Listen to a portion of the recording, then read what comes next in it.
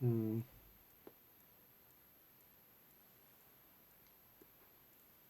By the looks of it, we're not long for a deluge. The clouds are pretty dark. Anyway, hello goblins. It's Chris, Eldritch Pipes. It's an episode of this week's Pipes.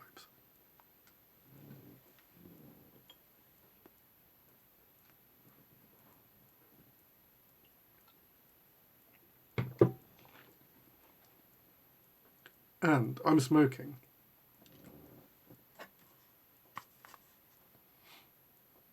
McClelland Throgmorton on the Town.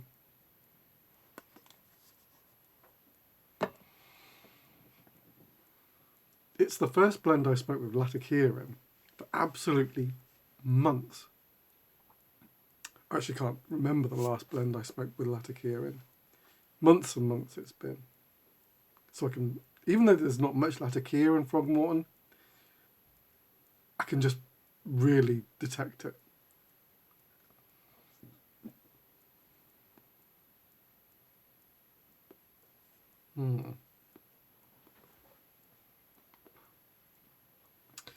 You have to be very judicious when smoking a McClelland blend.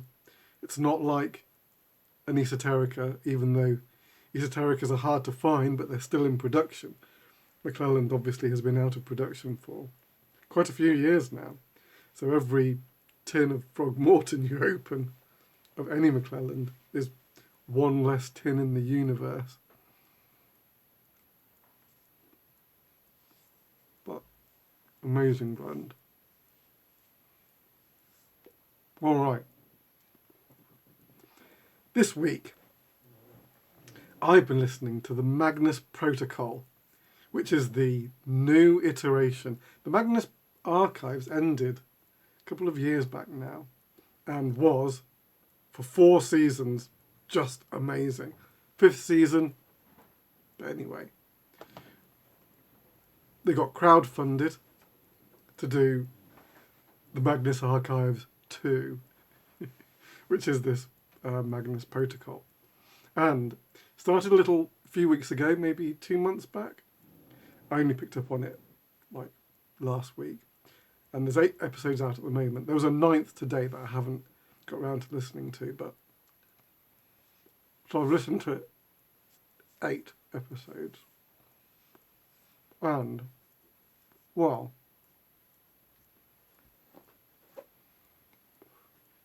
it's different. I can't decide where I'm at with it at the moment. It's not as good as the Magnus Archives. It still has a sort of a similar format. There's like one main story that gets delivered as a monologue. But there's like a larger framework to it. If you remember the old one, Jonathan Sims was like the archivist, would just be in a room on his own. It was quite a while before other characters started to come in. In this one, the main character has just started working at this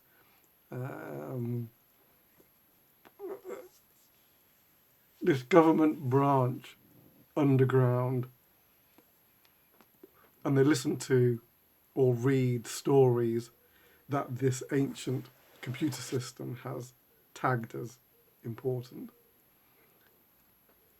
The main character's good.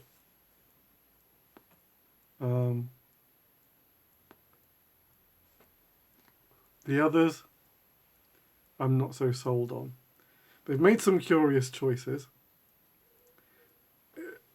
and it doesn't all really work for me.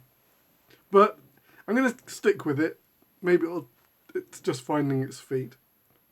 Give it a go if you really enjoyed the Magnus Archives, but just be warned, it's different with some, as I say, interesting choices. I'll leave it at that. Also been watching a Netflix documentary.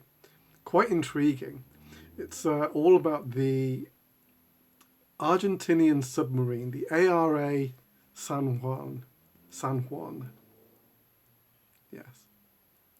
And it went missing in 2016 or 17. And the really intriguing story of the aftermath of the families wanting to know what happened. Highly recommend it. Oh, and also on Apple, watching the completely made-up adventures of Dick Turpin, starring Noel Fielding and every other British comedic actor. It's very silly, and it's quite fun. I enjoyed it. I'm enjoying it. They're releasing episodes on a weekly. It's not a binge thing, it's a weekly thing. Like old telly. It's a bit weird. Anyway. Pipes. I've made 3 pipes this week, and 1's available. I might show you that one first.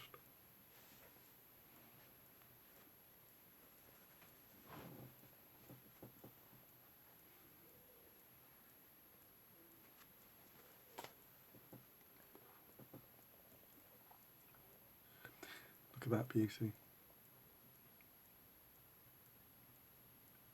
So, Viking horn.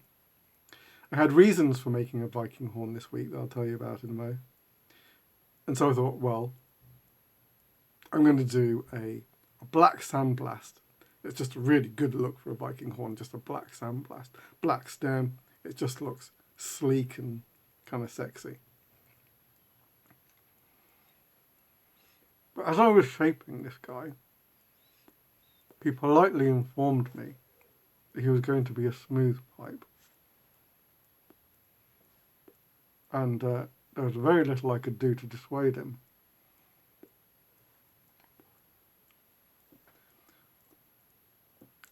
The straight grain runs really lovely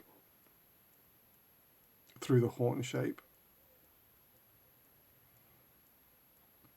I left it as a black and natural contrast. I didn't want to besmirch it with a colour.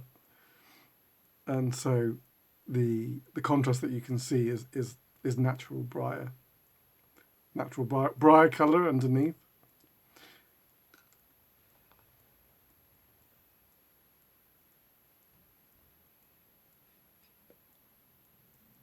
Same again on the other side.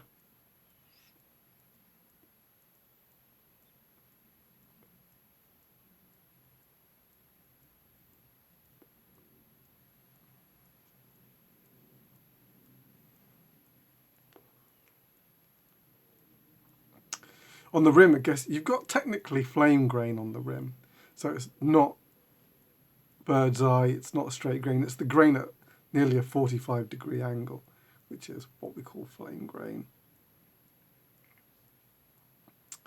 You have bird's eye running up underneath,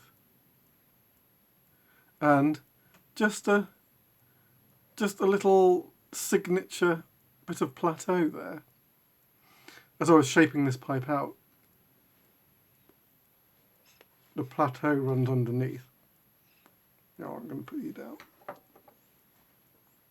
And I just got to this point, and I liked the curve that I'd achieved there. I didn't want to change that. And so, the little signature mark of plateau, I just thought added character.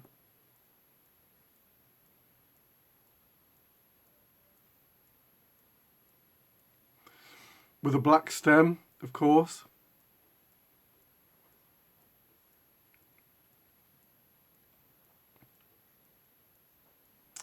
So, those of you who know that I don't make smooth pipes very often. In fact, it's quite a rare. I'll only do it if the briar is completely clean, and the grain is working with the shape. And this gets full marks on both of those scores. It's just completely clean, and the grain just runs fantastic with the horn shape. So if you're interested in a horn, I haven't made one in a little while, and you've been after a smooth, here's your chance. Send me an email, devilsreef@gmail.com. Sort it out. So yeah, that was a surprise. That's how smooths happen to me. You're trying to do one thing, because you can't plan for a smooth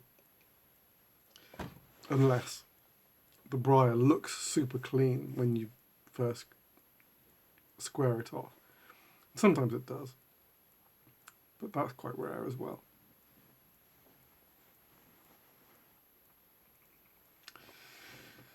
This week's strawberry. Nice webbing on the sandblast with straight grain and ring grain.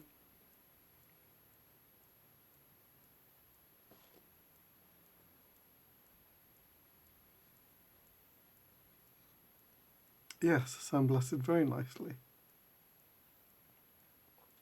Cordovan sandblast, because that's the colours of the pipe of the year that I'm doing.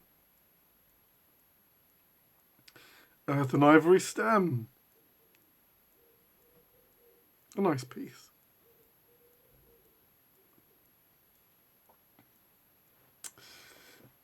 Just a tip when you're looking for strawberries, what you really want is that undercut from the rim coming down to. Although different pipe makers render this part, how the stem connects to the point of the bottom of the strawberry. Chris Astery renders the strawberry high so that the bottom of the shank bends up and becomes the point. It's a very interesting way of doing the strawberry. But getting the flow of that line, so the undercut from the rim down to the point, separates the men from the boys on this shape.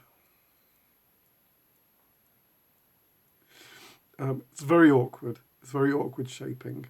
You're probably thinking, but Chris, you make one of these every week. You must be used to that by now.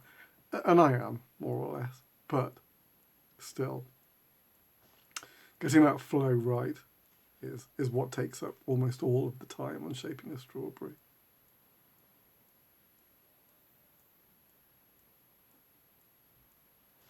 There you go. This week's strawberry.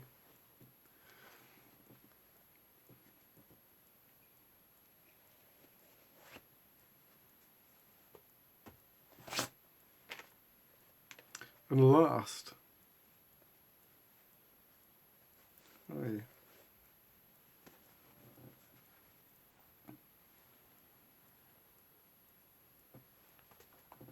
so this was the reason I was making Viking horns this week.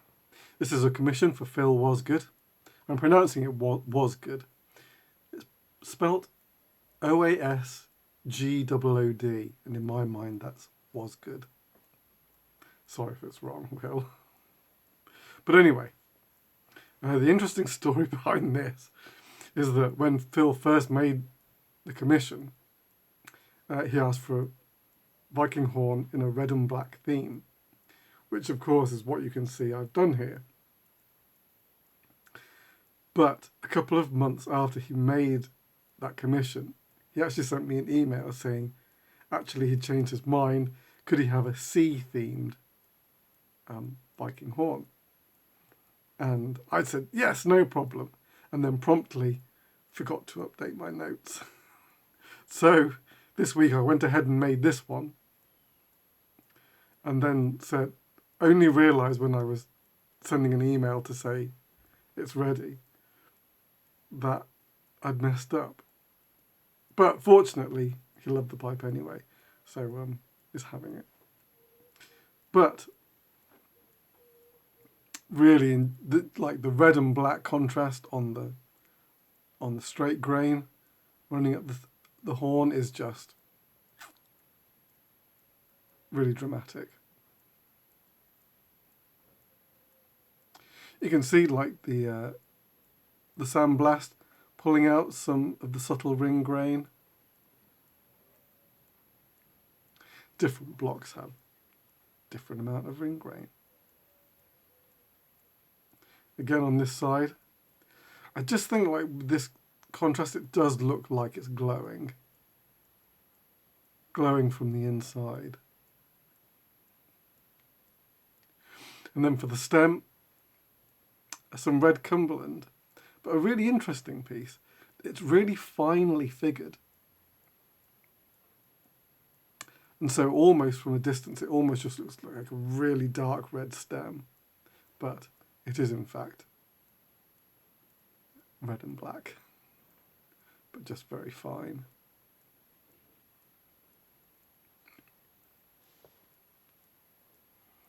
There you go.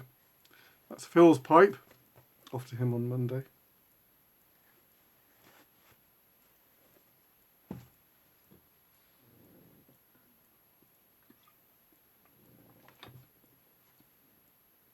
Now tomorrow, yes.